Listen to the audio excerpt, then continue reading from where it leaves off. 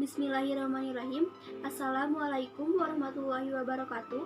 Nama saya Amalia Muziro Sabia Rusda dari kelas PAI 1A reguler. Di sini saya akan menjawab pertanyaan dari soal ujian tengah semester mata kuliah Metode Studi Islam dengan dosen pengampu Bapak Iim Ibrahim.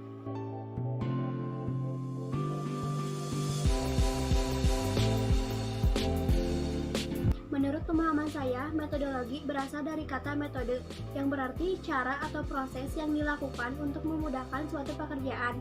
Sedangkan studi adalah kajian yang mendalami suatu ilmu.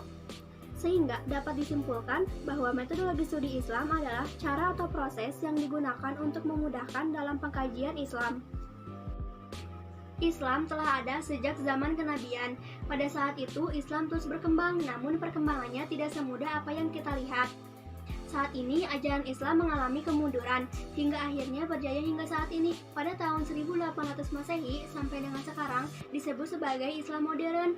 Di masa ini, banyak perkembangan dalam kehidupan Islam, meliputi politik, pendidikan, perdagangan, dan kebudayaan. Seluruh perkembangan Islam dirangkum dalam sejarah Islam yang terbagi dalam 3 periode. Yang pertama, periode klasik, dimulai dari 650 Masehi sampai dengan 1250 Masehi. Yang kedua, periode pertengahan, dimulai dari 1250 Masehi sampai dengan 1800 Masehi. Dan yang terakhir, periode modern, dimulai dari 1800 Masehi sampai dengan sekarang.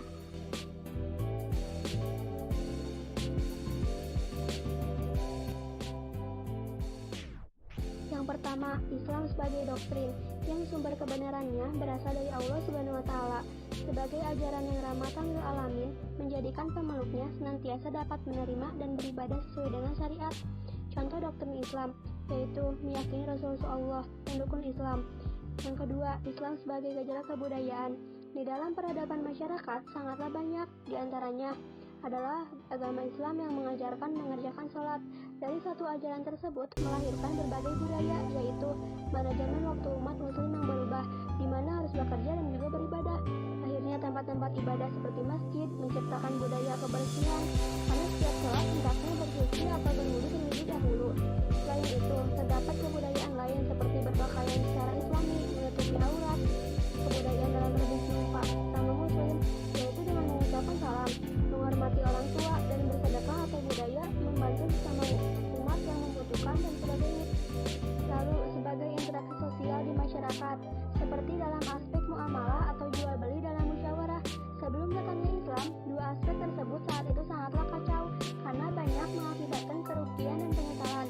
Misalnya, hukum jual beli sebelum Islam datang banyak yang mengurangi timbangan, menukar atau barter dengan barang yang tidak serupa, jual beli dengan barang yang masih samar atau tidak jelas keberadaannya, dan banyak lagi.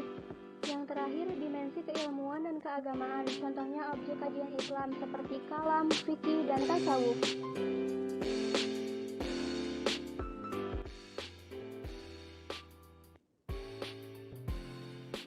Orientalisme, dengan menambahkan isme di belakang kata orientalis, berarti ajaran atau paham tentang dunia timur yang dibentuk oleh opini barat.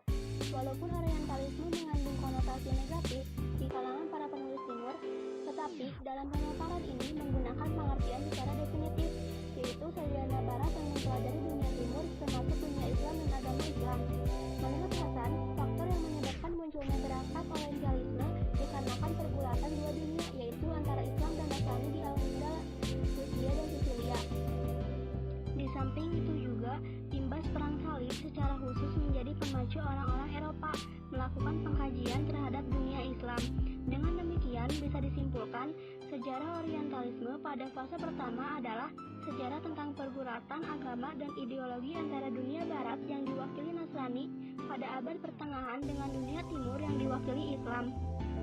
Lalu, oksidentalisme, yaitu berasal dari bahasa Inggris occidentalis, yang berarti hal-hal yang berhubungan dengan barat, baik budaya, ilmu, dan aspek sosialnya.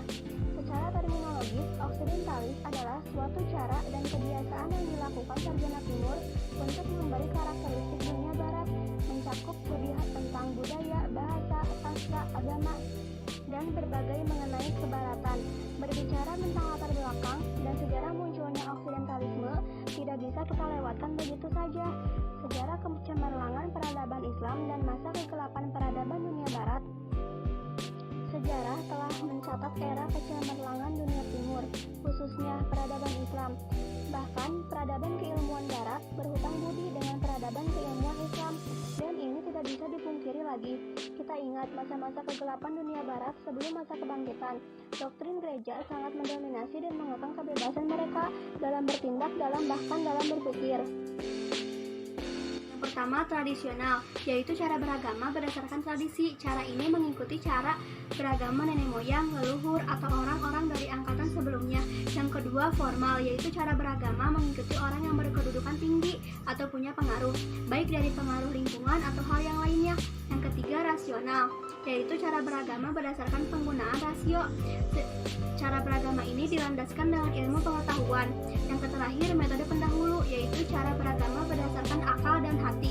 Dalam cara ini, mereka mencari guru yang dianggap ahli dalam ilmu agamanya.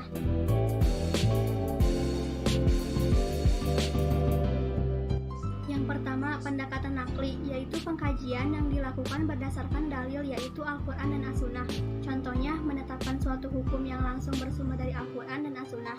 Yang kedua, pendekatan akli, yaitu pengkajian yang dilakukan berdasarkan akal manusia. Contohnya, menentukan suatu hukum melalui ijtihad. Dan yang terakhir, pendekatan kasyfi.